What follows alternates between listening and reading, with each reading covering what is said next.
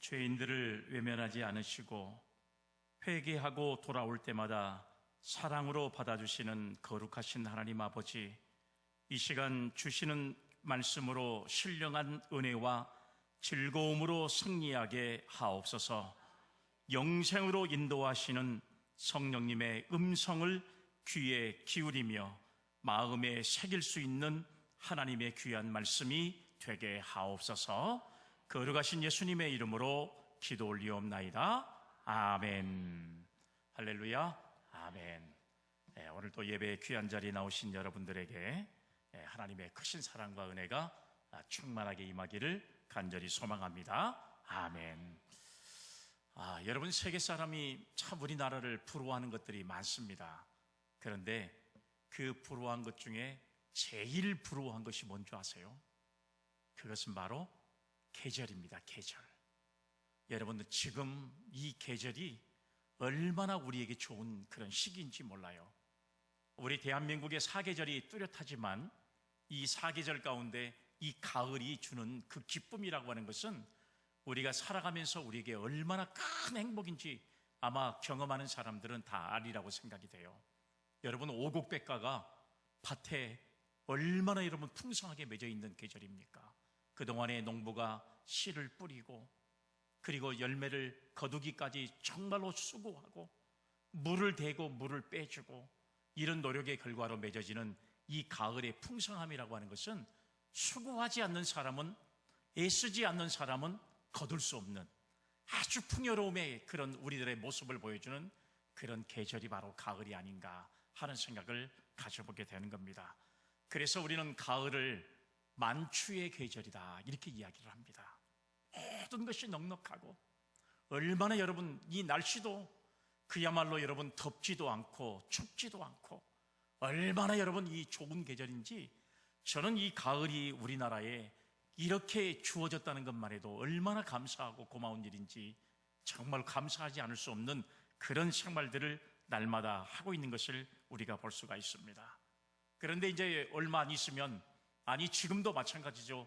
우리가 여러분 농촌에 여러분 그 신장로를 이렇게 지나가다 보면 느끼는 것은 농부들의 그 바쁜 움직임의 소리, 그 다음에 밭에서 논에서 들려오는 콤바인 곡식 빼는 소리, 이 소리가 얼마나 그렇게 행복하게 들려지는지요. 넉넉한 마음으로 들려지는지. 여러분, 농부들이 그 수확을 하고 모두가 행복하고 그리고 애쓴 것에 대한 보람이 다 있는 그런 계절이 되었으면 좋겠다 하는 생각을 가지면서 오늘 저와 여러분들도 아름다운 열매를 많이 주님께 보여드릴 수 있는 그런 2023년 한 해가 될 수 있도록 최선을 다해서 아름다운 열매를 맺을 수 있는 성도들이 되기를 주의 이름으로 기원합니다. 아멘. 오늘 본문 10절의 말씀에 보면 이런 내용의 말씀이 있어요. 이미 도끼가 나무 뿌리에 놓였으니 좋은 열매를 맺지 않은 나무마다 찍혀 불에 던져지리라. 이렇게 말씀하고 있습니다. 여러분, 이 말씀은 세례 요한이 하신 말씀이에요. 또 예수님께서도 우리가 지난주에 읽었던 내용의 말씀 가운데 마태복음 7장 17절로 20절까지 내용의 말씀에 보면 이런 말씀을 하셨습니다. 이와 같이 좋은 나무마다 아름다운 열매를 맺고 못된 나무가 나쁜 열매를 맺나니, 좋은 나무가 나쁜 열매를 맺을 수 없고 못된 나무가 아름다운 열매를 맺을 수 없느니라. 아름다운 열매를 맺지 아니하는 나무마다 찍혀 불에 던져지느니라. 이러므로 그들의 열매로 그들을 알리라. 이렇게 말씀을 하셨습니다. 사랑하는 여러분, 좋은 나무가 아름다운 열매를 맺는 것이고 열매를 맺지 않는 나무는 찍혀서 불에 던져진다는 사실을 세례 요한도 증언하고 예수님께서도 이미 이 말씀을 통해서 이야기를 하셨습니다. 오늘 본문의 말씀에 보면 세례 요한이 이 말씀을 하는 배경의 말씀에 보니까 도대체 왜 이 말씀을 하셨을까 하고 여러분 말씀을 보니까, 여러분 세례 요한은 요단강 부근의 광야에서 회개를 촉구하면서 외쳤던 말씀 중에 이 말씀을 한 겁니다. 우리가 여러분 너무나도 잘 알고 있는 것지만 구약 성경은 말라기 이후에 400년 동안이나 하나님의 말씀이 없는 세월을 살았던 것이 유대인들의 모습이었습니다. 하나님께서는 선지자를 통해서 하나님의 말씀을 백성들에게 전달했어요. 그런데 말라기 이후의 말씀에 예수님이 태어나실 때까지 여러분 이 400년 동안은 하나님의 말씀이 사라진 시대가 바로 여러분 우리가 너무나도 잘 알고 있는 신구약의 중간사라고 하는 것을 알 수가 있습니다. 선지자를 통해서 하나님의 말씀을 들어야 할 백성들이 하나님의 말씀을 듣지 못하는 시대, 선지자는 있어도 하나님의 말씀을 전달하지 못하는 시대, 바로 여러분 이런 시대가 그야말로 민족적으로 너무 암울한 시대가 바로 이 바빌론의 포로 생활에 돌아온 남유다의 백성들이, 그리고 예수님이 태어나기 전까지의 400년의 기간이 바로 이렇게 암울한 시대였다는 사실을 알 수가 있습니다. 여러분 특별히 우리가 말씀을 보면요, 여러분 이러한 시대에 그 나라의 사정은 어떤 사정이냐 그러면 로마가 전 세계를 지배하는 시대였습니다. 그러니까 여러분 당시에 예루살렘이나 그 다음에 여러분 우리가 잘 알고 있는 소아시아 지방에, 그 다음에 유럽 지방에, 아니 전 세계에 이끌어서 모든 나라를 로마가 다 지배를 하고 있었어요. 그러니 여러분 얼마나 이 남유다의 백성들, 이스라엘 백성들은 하나님의 말씀이 그려지는 세상을 살 수밖에 없는 그런 모습이었다는 사실이에요. 그야말로 민족이 없는, 그야말로 여러분 하나님의 말씀이 사라져버리는 암울한 시대에 살고 있는 사람들이 바로 이스라엘 백성들이었습니다. 그런데 마치 혜성같이 나타난 세례 요한이라고 하는 사람이 오늘 말씀해 보니까 광야에서 회개를 촉구하면서 당시에 부패한 정치와 종교를 책망하고 종교 지도자들이나 정치 지도자들을 신랄하게 책망하면서 회개하고 돌아오는 자들에게 세례를 베푸는 그런 여러분 역사적인 의식을 행하고 있는 사람이 오늘 본문의 말씀에 보면 세례 요한이었다고 하는 사실이었어요.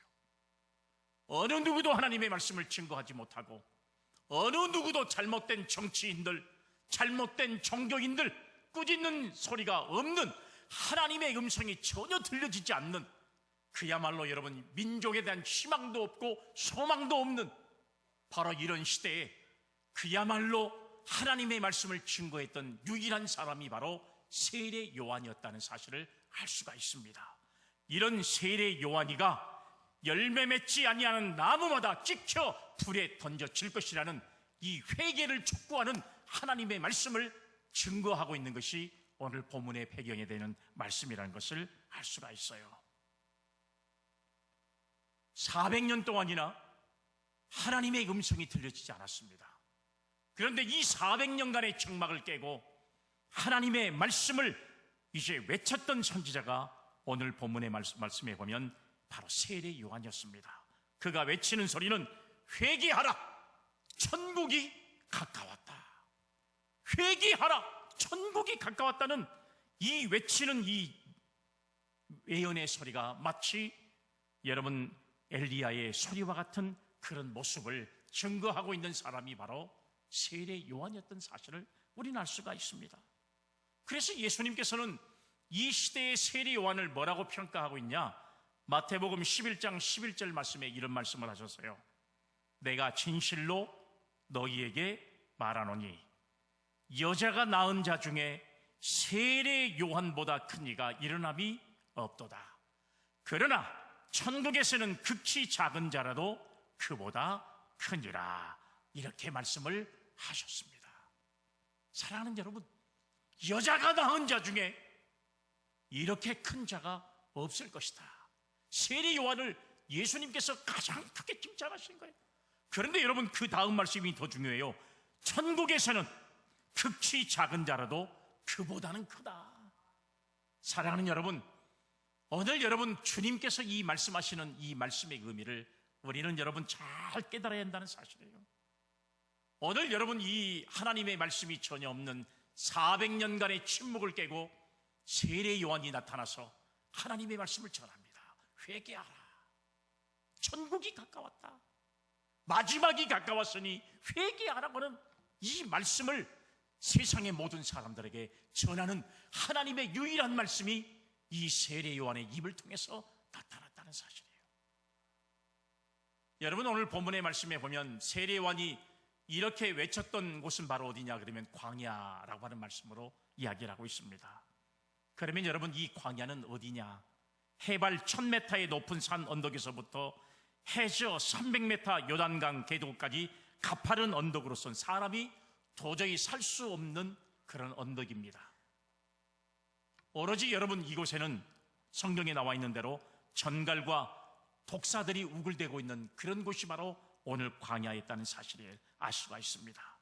그런데 요한은 이와 같은 곳에서 생명의 말씀을 외치는 광야의 소리가 되었다는 것이에요. 이와 같이 광야에서도 하나님의 능력과 긍휼과 자비와 사랑의 손길이 미치고 있었고 하늘의 소망이 있었던 곳이 바로 광야에 있다는 사실을 알 수가 있어요. 성서학자들이 오늘날의 현대를 어떤 시대라고 평가하십니까? 이렇게 물어보면 오늘날의 시대는 광야와 같은 시대입니다. 이렇게 이야기를 해요. 얼마나 많은 위험, 얼마나 많은 여러분 이 독소의 여러분 이 모습들이 우리 주변에 널려져 있는지를 우린 너무 잘 알고 있잖아요. 환경이 무섭습니다. 여러분, 기후변화가 너무 무서워요. 여러분, 우리 주변에 있는 핵무기, 핵발전소, 우리를 괴롭히는 수많은 어려움들이 우리 속에 마치 그 당시에 전갈과 그 다음에 그 당시에 독사들이 우글댄 것처럼 얼마나 여러분 이 시대도 우리를 힘들게 하는 요소들이 주변에 널려 있는지를 우리는 너무 잘 알고 있잖아요. 오늘 여러분, 이러한 시대에 하나님의 말씀이 전파되고 있다는 사실만 생각해 보세요. 이게 여러분, 오늘 우리가 새로운 희망을 얻을 수 있는 유일한 하나님의 목소리가 세례 요한을 통해서 회개하라, 천국이 가까웠다는 이 생명의 메아리 같은 소리가 여러분 그 당시에 세상의 모든 사람에게 전달되고 있었다는 사실을 우리는 여러분 성경을 통해서 알 수가 있습니다. 우리는 지난 3년 동안 그동안에 상상도 못했던 코로나19라고 하는 이 힘들고 어려운 시대를 우리가 보냈잖아요. 이 바이러스의 전염이 우리나라뿐만 아니라 전 세계를 여러분 통해서 얼마나 많은 생명과 얼마나 많은 사상자가 발생했는지를 여러분 너무나도 잘 알고 있잖아요. 그야말로 공포였습니다. 전 세계가 불안에 떠는 공포였다는 사실을 알 수가 있잖아요. 게다가 여러분, 우리가 금년에는 역사상 유례를 찾아볼 수 없는 긴 장마, 지금까지 살아오시면서 이렇게 긴 장마를 본 적이 없다, 무더위를 본 적이 없다, 이렇게 하셨지만 내년에 그런 시절이 또 돌아올 수도 있습니다. 아니, 우리가 이 세상에 육신이 떠나는 그날까지 앞으로 계속 경험해야 할 일들이 긴 장마, 그리고 가장 무서운 더위, 이것을 계속 경험해야 할지도 모르는 그런 시대에 살고 있다는 사실을 우린 너무 정말 무섭게 이루 말할 수 없다는 거예요. 지금 여러분 세계적으로 전쟁과 그 다음에 갈등, 분열 얼마나 지금 많이 벌어지고 있습니까? 러시아와 우크라이나 전쟁만도 너무 버겁고 여러분 이걸로 인해서 전 세계가 경제적으로 너무 힘들고 어려운 상황을 보내고 있는데 여러분 이제 중동 지방의 전쟁이 벌어지고 있습니다. 사람의 사상자를 세어볼 수도 없는 이런 상황에 지금 우리가 직면해 있다는 사실이에요. 그런데 여러분 이것뿐만 아니에요. 여러분 우리가 잘 알고 있는 대로 아프가니스탄에 지진이 벌어져가지고 그 지진으로 인해서 지금 몇 명이 죽었는지조차도 우리가 가늠할 수 없는 사람들이 얼마나 많은 사상자가 발생하고 있는지 몰라요. 사람이 몇 명이 죽었다는 것은 의미가 없어요. 왜요? 살릴 수 있는 방법이 없으니까. 살릴 수 있는 방법이 없어요. 마치 여러분 이런 현상들을 우리가 인터넷이나 방송을 통해서 보면 그야말로 아비규환, 그야말로 절대 위기에 절대 정말 이런 모습이 우리가 지금 바라보고 있는 우리 시대에 살아가는 우리 이웃의 모습을 우리는 여러분 지금 담고 있는 것을 우리가 알 수가 있잖아요. 우리가 세상적인 눈으로 보면 도저히 그 어느 곳에서 소망을 찾을 수 없는 그런 상황이 지금 우리가 살고 있는 이 시대의 상황이 아닌가 하는 생각을 가져봐요. 그런데 중요한 것은 하나님은 이렇게 죄 많은 곳에 은혜를 더하신다고 말씀하신 것처럼 하나님의 구원의 손길이 이 땅에 보내셔서 모든 죄의 사슬에서 우리를 구원해 주셔서 하나님의 영원한 자녀로 삼으신 줄로 믿으시기를 바랍니다. 아멘. 오늘 여러분 400년 동안이나 하나님의 말씀이 없는 그야말로 정치적으로 타락하고 종교적으로 타락했던 이스라엘 백성들을 새롭게 세우기 위해서 구원자이신 예수 그리스도를 이 땅에 보내셨고, 그리고 하나님의 말씀을 선포할 수 있는 세례 요한을 통해서 회개를 촉구하는 하나님의 말씀을 선포하는 이 엄청난 역사는요, 그들을 구원하시려고 하는 하나님의 섭리인 줄로 깨닫기를 바랍니다. 아멘. 그래서 여러분 신명기 8장에 보면 이런 말씀이 있잖아요. 신명기 8장 15절로 16절의 말씀에 보면 너를 인도하여 그 광대하고 위험한 광야 큰 불뱀과 전갈이 있고 물이 없는 건조한 땅을 지나게 하셨으며, 또 너를 위하여 단단한 반석에서 물을 내셨으며 내 조상들도 알지 못하던 만나를 광야에서 내게 먹이셨나니 이는 다 너를 낮추시며 너를 시험하사 마침내 내게 복을 주려 하심이었노라. 할렐루야. 아멘. 여러분, 이스라엘 백성들을 하나님께서 출애굽을 시켰어요. 그들이 애굽에서 450년 동안이나 종살이를 했습니다. 하나님은 그 백성들의 철교를 외면하지 않았어요. 그들의 기도를 들으셨어요. 그래서 구원해 내셨습니다. 그래서 여러분 구원해 내시면서 광야의 수많은 어려움을 경험하게 하셨어요. 얼마나 많은 위험이 이 광야에서 여러분 경험하고, 그리고 그들이 당하는 어려움의 문제였겠습니까? 오늘 성경의 말씀대로 불뱀과 전갈이 있어 물이 없는 건조한 땅을 지나게 하셨다.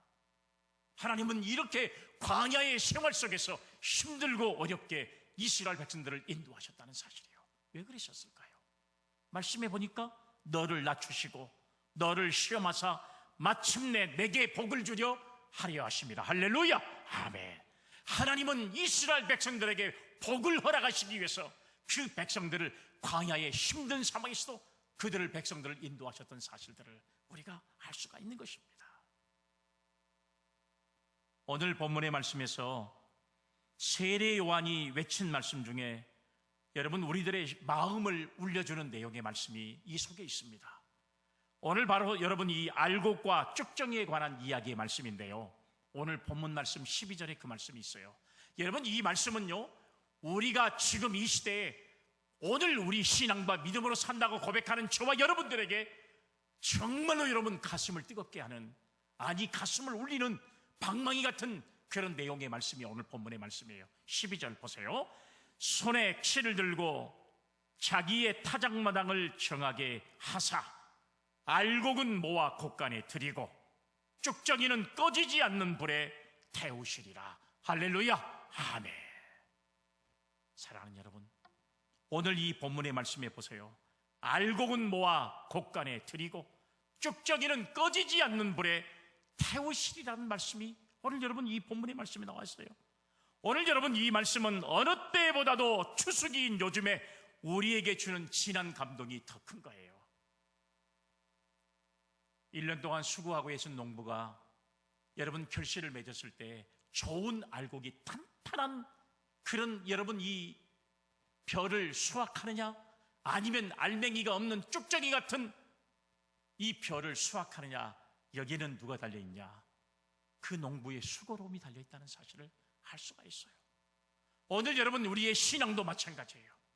우리가 신앙 속에 살면서 어떤 성도는 알곡 같은 성도가 있고, 죄송하지만 어떤 성도는 쭉정이 같은 성도가 존재한다는 사실을 오늘 여러분 오늘 이 말씀을 통해서 우리에게 가르쳐주고 있다는 사실이에요.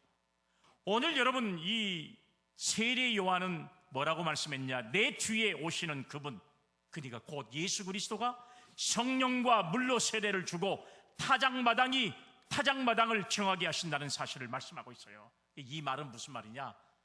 내 뒤에 오시는 예수님께서 반드시 너희 중에 알곡은 누구고 쭉정이는 누군가를 구별하신다, 이런 사실들을 오늘 우리에게 말씀해 주고 있고요. 바로 그러한 권한을 가지신 분이 바로 내 뒤에 오시는 분이다. 그분이 바로 예수 그리스도라는 사실을 증거하고 있는 것을 알 수가 있습니다. 그러면 여러분, 알곡과 쭉정이를 구별하는 추수때는 과연 어느 때냐? 어느 때를 가리켜서 우리가 영적인 추수때라고 말할 수 있냐? 파종기는요, 파종기라고 하는 것은 언제 파종기를 말할 수 있냐?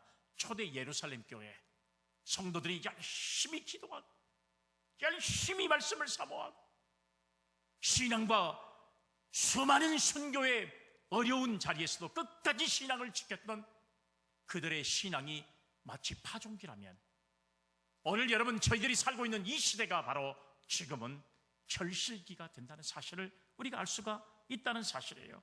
그래서 여러분 전도서의 말씀에 보면, 여러분 이제 3장 2절의 말씀에 보니까 이런 말이 있어요. 심을 때가 있고 심은 것을 거둘 때가 있다라고 하는 사실이에요.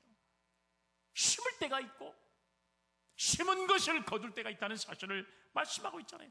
그래서 지금 이 시대는 영적인 추수, 바로 이 결실을 맞는 계절이라는 사실을 우리에게 말씀해 주고 있어요. 지금이 마지막 때잖아요. 우리가 상상할 수 없는 일들이 우리 주변에서 벌어지고 있잖아요.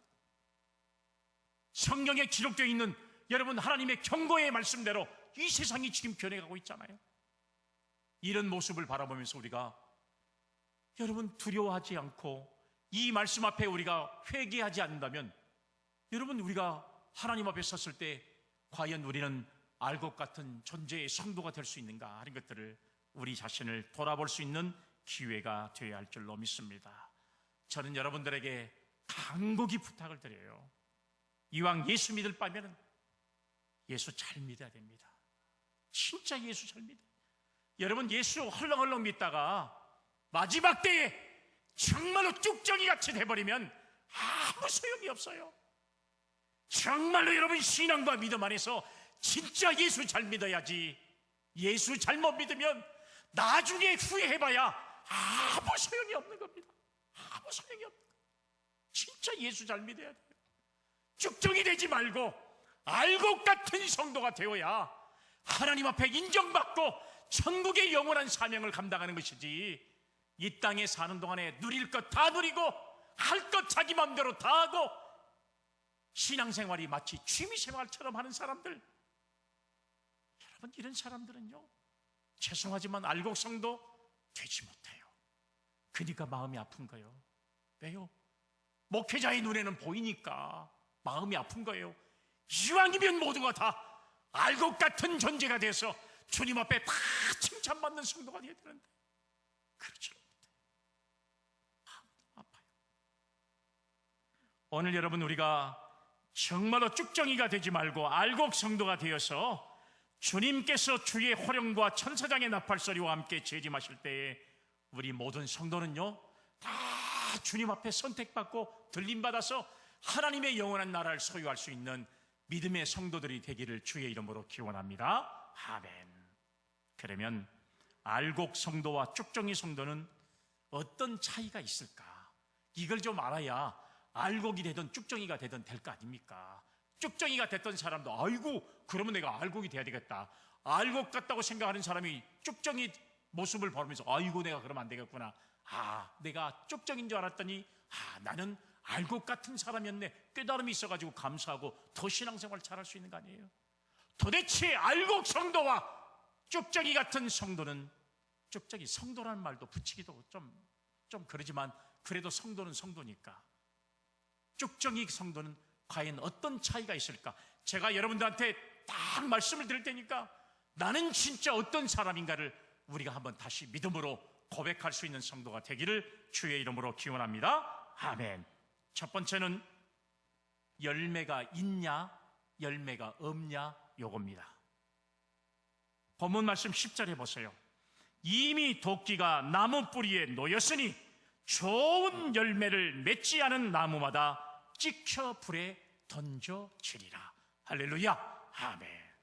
사랑하는 여러분, 좋은 열매를 맺었냐? 열매를 맺지 못했느냐? 열매가 있는 성도냐? 열매가 없는 성도냐? 그러면 목사님, 열매는 뭘 말하는 겁니까? 성경이 말씀하고 있죠. 갈라디아서 5장의 말씀에 보면 여러분, 성도는 성도의 삶 속에서, 그러니까 행동 속에서 좋은 열매를 맺어야 돼요. 그 열매가 바로 무엇이냐? 성도가 맺어야 할 열매는 갈라디아서 5장 24절에 정확하게 말씀하고 있어요. 그 말씀에 보면 오직 성령의 열매는 사랑과 희락과 화평과 오래 참음과 자비와 양선과 충성과 온유와 절제니. 할렐루야. 아멘. 사랑하는 여러분, 이 9가지의 열매가 성도들이 성도의 삶 속에서 맺어야 할 열매가 바로 이 성령의 열매 9가지라는 사실을 말씀하고 있어요. 열매는 없고 잎사귀만 무성하면 결국 주님께로부터 멸망을, 이 책망을 받게 된다는 사실을 우리는 너무 잘 알고 있잖아요. 여러분, 예수님이 하루는 베다니 마을을 지나가셨어요. 하나님 말씀을 계속 전하다가 보니까 시장하셨어요. 배가 고팠단 말이에요. 그래가지고 저기 보니까 무화과 나무가 있어요. 이야, 입이 무성한 무화과 나무 보면서, 입이 무성하다는 것은 뭐예요? 열매가 그 속에 있다는 것을 말씀하고 있잖아요. 그래서 예수님께서 가까이 가지고, 야, 배고픈데 무화과 나무 따먹어야지 하고 봤더니 입은 무성한데 열매가 있어요, 없어요? 열매가 없어요. 그래서 예수님께서 하신 말씀이 뭐라고 한지 아세요? 그 무화과 나무를 책망해버렸어요. 입만 무성한 이 무화과 나무는 아무 쓸데없다는 사실. 그러니까 예수님께서 내가 이제부터 영원히 열매를 맺지 못할 것이라는 예수님의 책망이 이 무화과나무에 임하게 되니까 무화과나무가 그 씨로부터 말라 비틀어져서 죽어버리고 말았어요. 열매가 있어야 할 과실나무가 열매를 맺지 못하고 이파리만 부정하면 아무 소용없습니다.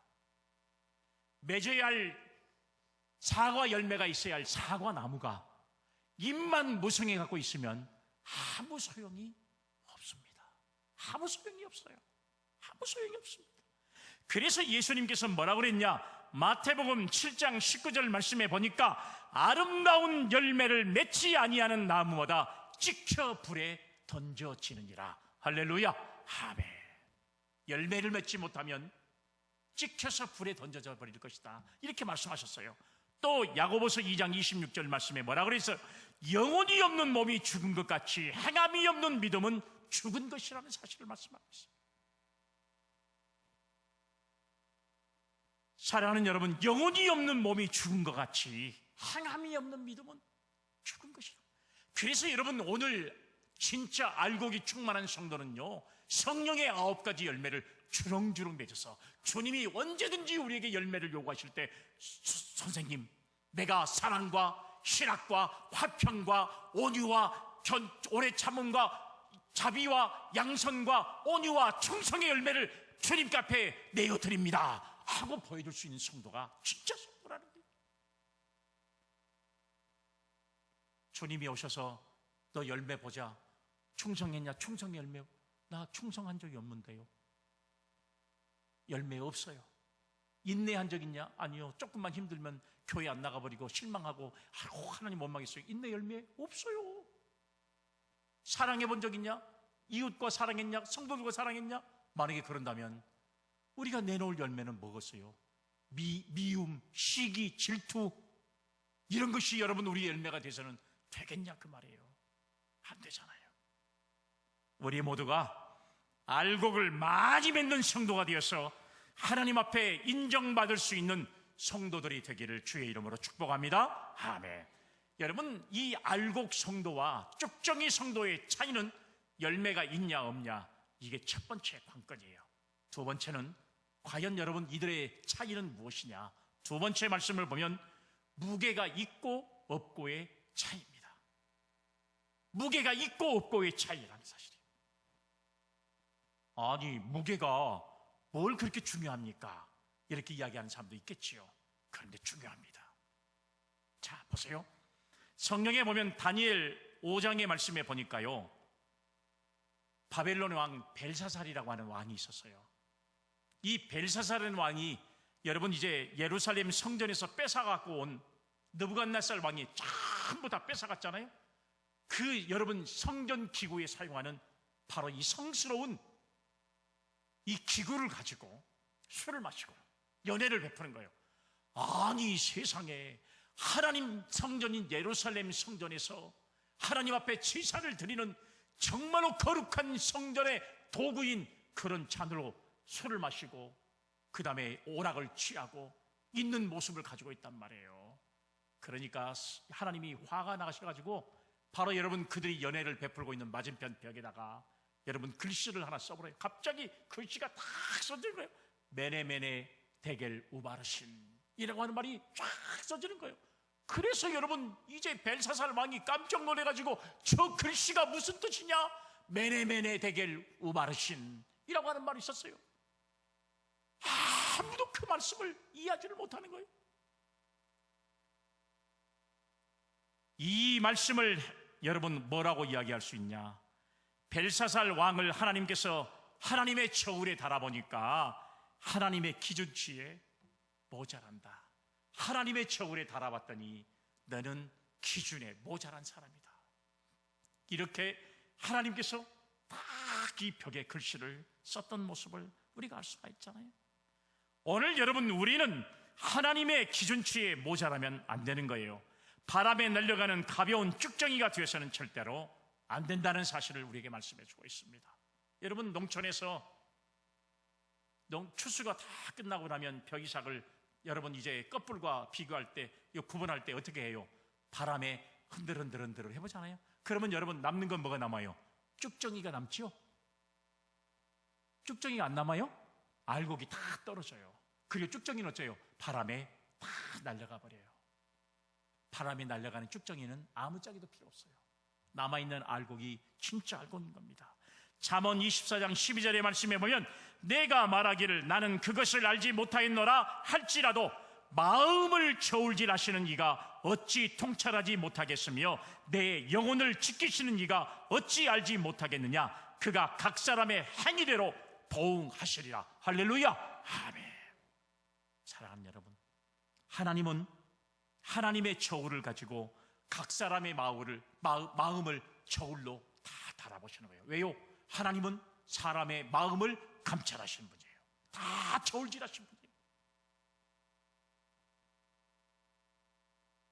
또한 여러분 요한계시록 6장의 말씀에 5절에 보면 이런 내용이 말씀되어 있어요. 하나님께서 이 땅을 심판하실 때 7년 대환란을 허락하신다고 말씀하셨거든요.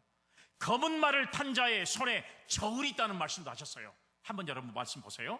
셋째 인을 떼실 때에 내가 들으니 셋째 생물이 말하되 오라 하기로 내가 거니 검은 말이 나오는데 그 탄 자가 손에 저울을 가졌더라.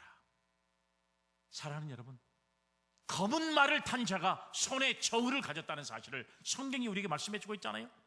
그러니까 알곡 성도는 무게가 있어서 어떤 환란이 와도 자신의 믿음의 자리를 지키지만 쭉정이 성도는 가벼워서 바람에 휙 날아가.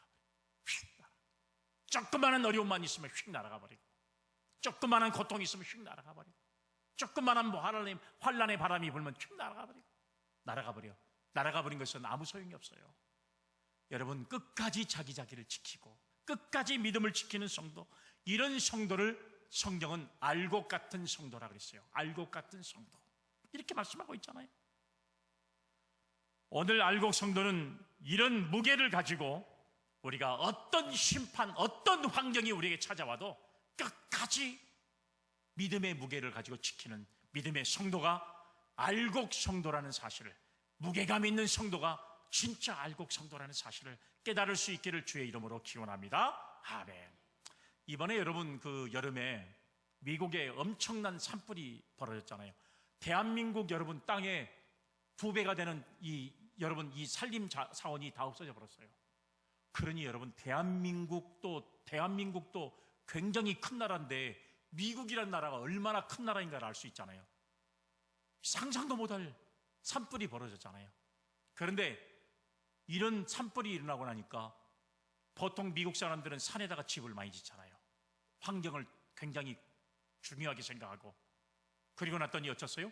전부 불이 다 타버려서 집을 홀라당 다 나갔어요. 그런데 유일하게 한 집이 남아있었어요. 그 집이 바로 뭐한 집이냐? 그 집은 바로 남들이 다 나무로 쉽게 집을 질 때 이 집은 세멘트로 집을 지은 거예요. 세멘트로 집을 지었던 딱 한 집만 남아있어요. 한 집만.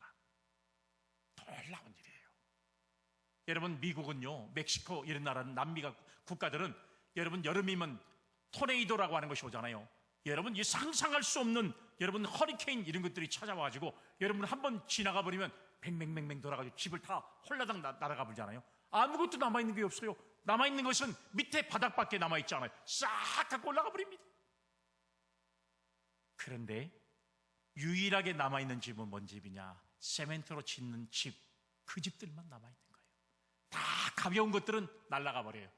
여러분 힘들고 어려워도 끝까지 여러분 시멘트로 집을 짓고 집을 짓던 사람들은 그대로 남아있는 것을 우리가 여러분 이제 뉴스를 통해서 너무 잘 보고 있잖아요.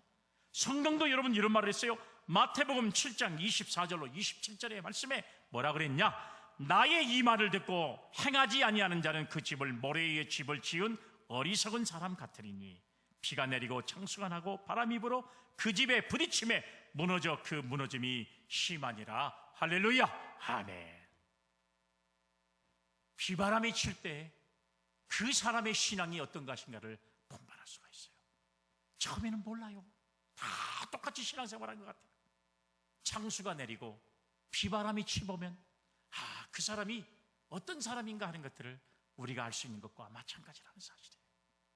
오늘 여러분 우리의 신앙과 믿음이 과연 무게감이 얼마나 있는 성도인지 아니면 무게감이 없는 쭉정이 같은 성도의 삶을 살고 있는지를 우리 스스로가 우리 자신을 돌아볼 수 있는 은혜가 있기를 바라고 우리들의 마음의 무게를 하나님이 달아보신다는 사실을 믿고 우리는 정말로 알 것 같은 믿음의 성도들이 다 되기를 간절히 주의 이름으로 축복합니다. 아멘. 세 번째는 겸손하냐? 겸손하지 않느냐? 여기에 성도가 쭉정이냐 알곡이냐 이게 담겨져 있다는 거예요. 겸손하냐 겸손하지 않느냐, 겸손하냐 교만하냐, 여기에 여러분 쭉정이 같은 성도냐 알곡 같은 성도냐 이걸 알 수 있다는 사실이에요. 가을에 논이나 밭에 나가보면 알곡이 잘 여문 이삭은 어째요? 전부 고개를 빳빳하게 다 들고 있죠. 그래요? 아니에요. 다 고개를 어쩝니까? 다 숙이고 있어요. 빳빳하게 고개를 들고 있는 것은 뭐예요? 쭉정입니다. 쭉정이에요. 쭉정이라는 사실이에요. 성경에도 많은 말씀에서 겸손한 자에게 은혜를 주신다고 말씀하고 있어요. 그러니까 여러분 신앙 안에서는 우리가 겸손한 신앙을 가져야 하나님의 은혜를 받을 수 있는 성도가 될 수 있다는 거예요. 하나님의 말씀에 순종하고 그 말씀을 따라 믿음으로 살고 주일 열심히 다니세요. 열심히 우리가 봉사하고 헌신해야 됩니다. 이 땅에 신앙생활하는 동안에 최선을 다해야 됩니다. 내 마음대로 다 해버리고 가고 싶은 데 다 가버리고 주일을 빠지고 싶은 거 다 빠져버리고 내가 하고 싶으면 나오고 말고 싶으면 말고 아무 상관도 없이 그냥 주일 한번 나오는 것이 벼슬이요. 벼슬이란 말이에요. 벼슬. 그런 성도는요 알곡이 어디가 있습니까? 알곡이 어디가 있냐고. 어디서 알곡을 찾아보겠습니까? 아니 여러분 우리가 생각해 보세요. 농부가 씨를 뿌려놓고 알곡이 맺을 수 있도록 최선을 다해서 거름도 대주고 퇴비도 넣어주고 농락도 치고 최선을 다해서 그 여러분 이 논에 심겨져 있는 벼를 잘 갖고야 나중에 거둘 수 있는 것이 있는 것처럼 알곡이 걷어주는 것이지 아무런 노력도 안 하고 아무런 열심히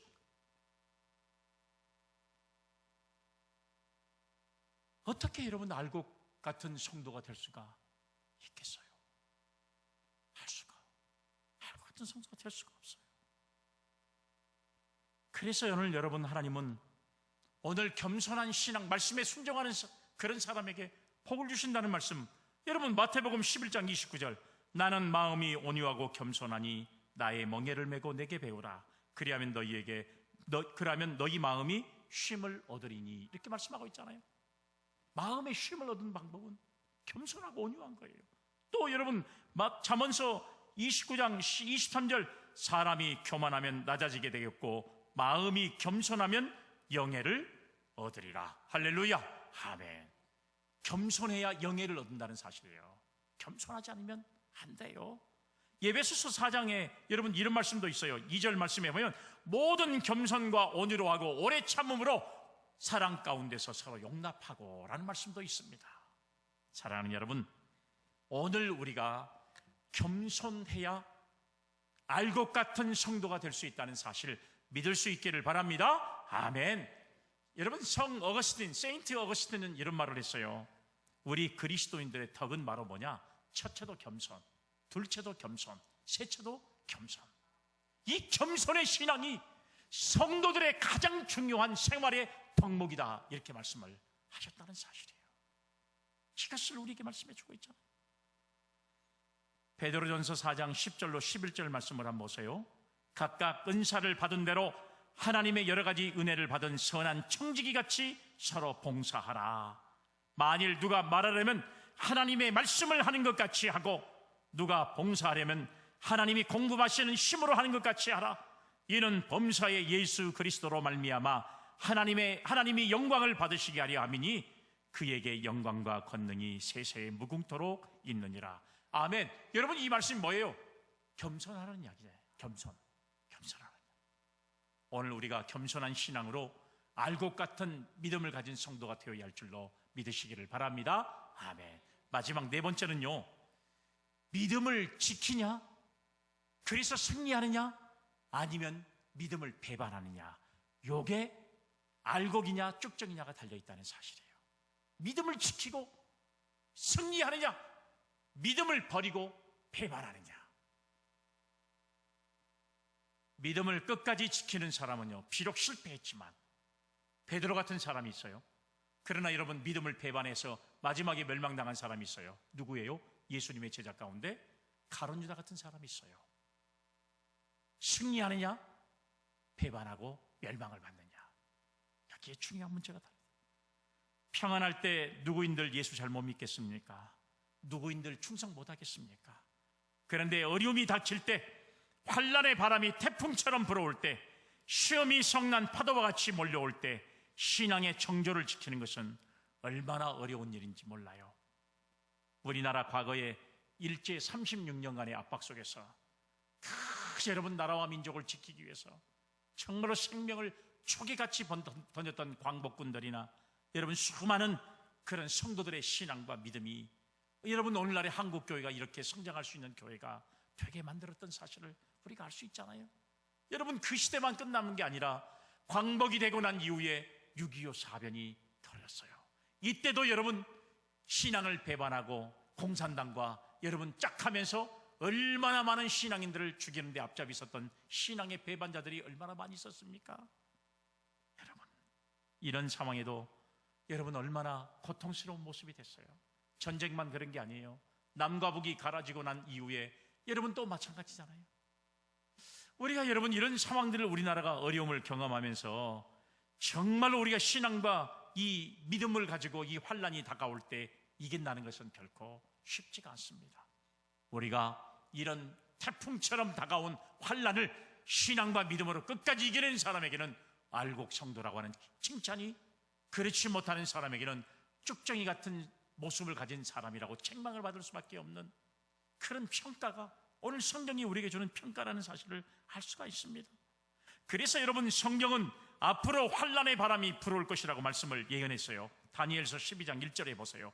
그때에 내 민족을 호위하는 큰 군주 미카엘이 일어날 것이요, 또 환란이 있으리니 이는 개국 이래로 그때까지 없던 환란이 일 것이며 그때에 내 백성 중 책에 기록된 모든 자가 구원을 받을 것이다. 할렐루야. 아멘. 여러분, 마태복음 24장 9절의 말씀에 그때의 사람들이 너희를 환란에 넘겨주겠으며 너희를 죽이리니 너희가 내 이름 때문에 모든 민족에게 미움을 받으리라. 할렐루야. 예수님을 믿으면 미움을 받을 때가 있어요. 환난 때에 더 그런다는 사실이에요. 이럴 때 과연 내가 믿음을 지켜서 승리자가 되느냐, 아니면 여러분 이때에 믿음을 떠나버려서 배반자가 되느냐는 진짜 내가 쭉정이 같은 사람이냐, 아니면 내가 진짜 알곡 같은 사람이냐, 여기에 그 문제가 달렸다는 사실을 알 수가 있는 거예요. 무서운 환난과 핍박 속에서도 신앙과 믿음을 지키는 성도들이 될 수 있기를 간절히 주의 이름으로 기원합니다. 아멘. 사람의 힘으로는 부족하지만 내게 능력 주시는 자 안에서 성령의 도우심으로 능히 이기게 될 줄로 믿으시기를 바랍니다. 아멘. 너무 잘하는 말씀이잖아요. 빌립보서 4장 13절, 내게 능력 주시는 자 안에서 내가 모든 것을 할 수 있느니라. 할렐루야. 아멘. 사랑하는 여러분, 오늘 지금은 은혜 받을 때라는 사실이에요. 우리가 믿음으로 깨어 있어야 할 때예요. 고린도후서 6장 2절에 내게 능력 주시는 자 안에서 내가 모든 것을 할 수 있다고 말씀했는데요, 오늘 사랑하는 여러분, 지금 이때가 구원받을 때요, 지금 이때가 은혜 받을 때라는 사실을 우리에게 말씀해 주고 있잖아요. 하나님이 내게 능력 주시는 자 안에서 모든 것을 할 수 있는 믿음을 가지면 지금이 은혜의 때가 되는 거예요. 오히려 여러분 성도는요, 환난이 찾아오고 핍박이 찾아올 때 신앙과 믿음이 더 빛나게 되어 있거든요. 그렇기 때문에 여러분 하나님 앞에 이것이 바로 은혜의 때가 된다는 사실 우리가 알 수가 있잖아요. 또 지금은 하나님께서 늦은 비와 역사로 성령을 충만하게 부어주신 때라는 사실이에요. 신명기 11장 14절, 여호와께서 너희의 땅에 이른 비 또 늦은 비를 적당한 때에 내리시리니 너희가 곡식과 포도주와 기름을 얻을 것이요. 할렐루야. 아멘. 우리가 여러분 알곡 성도의 삶을 살아가면요, 하나님은 우리가 부족함이 없게 만들어주시는 거예요. 하나님께서 은혜를 주신다는 사실이에요. 지금은 이 시대가 알곡과 쭉정이가 공존하는 시대입니다. 지금은 좋을 때는, 평안할 때는 누가 알곡인지 누가 쭉정인지를 몰라요. 여러분 벼가 쫙 자라올 때는요, 알곡과 쭉정이가 똑같아요. 구별하지 못해요. 주인한테 종들이 저 쭉정이 가서 뽑아버릴까요? 아이고 뽑지 마라. 혹이라도 잘못 뽑아가지고 알곡이 뽑혀질까봐 걱정이다. 언제 아는 거요? 추수 때가 되면 알곡과 쭉정이는 반드시 차이가 나게 되어 있는 것이다. 그때 뽑아서 불에 태워버려라. 주인이 말씀을 하고 있는 것을 우리가 알 수 있잖아요. 오늘 여러분 마태복음 13장의 말씀에 보면 가라지 비유의 말씀이 그렇게 보게 되어 있는 것을 알 수가 있어요. 사랑하는 여러분, 추수 때에 추수꾼들에게 명령을 내려서 가라지는 먼저 거두고 여러분 단으로 묶어서 불에 태워버리라고 말씀하고 있잖아요. 이것이 바로 마지막 날에 임하는 심판이에요. 가라지는 불로 태워버린 거예요. 알곡은 남겨두는 겁니다. 지금 어떤 환난의 바람이 불어와도 믿음의 위치를 지키고 자신이 맺어야 할 믿음의 열매를 많이 맺어야 되고, 우리 주변에서 무성하게 자라는 가라지를 절대로 부러워하지 않는 성도들이 되기를 주의 이름으로 기원합니다. 아멘. 나는 지금 교회 나와서 예배 드리는데 이 시간에 내 옆집은 놀러 간단 말이에요. 아이고 부러워 죽겠네. 교회 안 가면 목사님이 또 교회 안 한다고 뭐라 그럴 것 같고, 그러니까 에이 눈치껏 가는데 부러워 죽겠네. 성경은 뭐라고 말했어요? 잠언서 24장 14절의 말씀에 뭐라고 그랬어요? 너는 악인의 형통함을 부러워하지 말며 그와 함께 있으려고 하지도 말아라. 주일날 교회 안 하고 결혼식장에 하는 버스 속에 같이 있는 거 부러워하질 거 하나도 없다. 같이 있지도 말아라 그랬잖아요.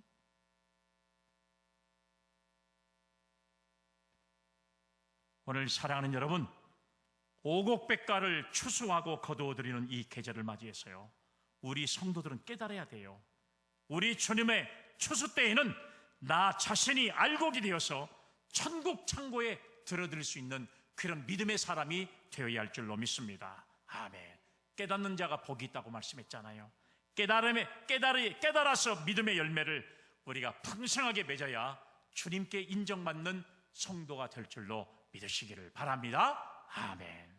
사랑과 은혜가 풍성하신 하나님 아버지, 우리가 이 말씀을 듣고 깨닫게 하심으로 우리도 알곡을 많이 맺는 믿음의 성도들 되게 하옵소서. 거룩하신 예수님의 이름으로 기도 올리옵나이다. 아멘.